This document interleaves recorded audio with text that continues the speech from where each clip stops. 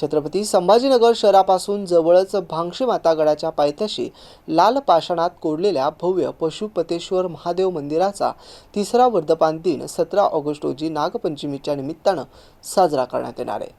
या निमित्तानं विविध धार्मिक आणि सामाजिक उपक्रमांचं आयोजन करण्यात आलं आहे।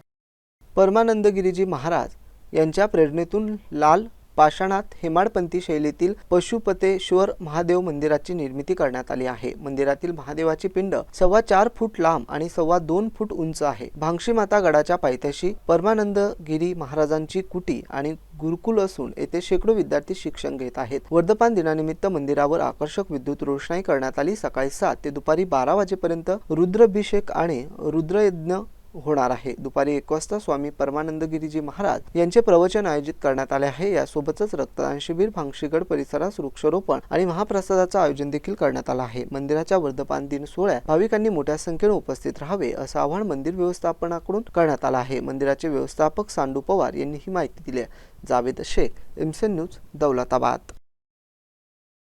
तर दरवर्षाप्रमाणे आपण याही वर्षी सकाळी नित्यनिविधी आरती प्रवचन तर होणारच आहे। त्याच्यानंतर 7 वाजता पशुपतेश्वर जे आहे तर हे यज्ञ स्वरूप आहे। त्याच्यामुळं यज्ञशाळेमध्ये हवन म्हणजे यज्ञ होणार आहे। तसे तर द्रव्ययज्ञ, तपयज्ञ, योगयज्ञ, स्वाध्याययज्ञ अनेक प्रकारचे जे यज्ञ आहे ते सर्व प्रकारचे यज्ञ आणि ग्रहस्थानं जे आहे तर पंचमहायज्ञ केलेच पाहिजे। तर त्याच्यामध्ये जसं भूतयज्ञ आहे, देवतायज्ञ आहे म्हणजे देवतांना हवीर पोहोचवणं आणि जनता जनार्दनासाठी प्रसाद आणि ज्ञानरूप जे आहे तर प्रसाद सर्वात महत्त्वाचा तर तो होणार आहे प्रवचनाचा।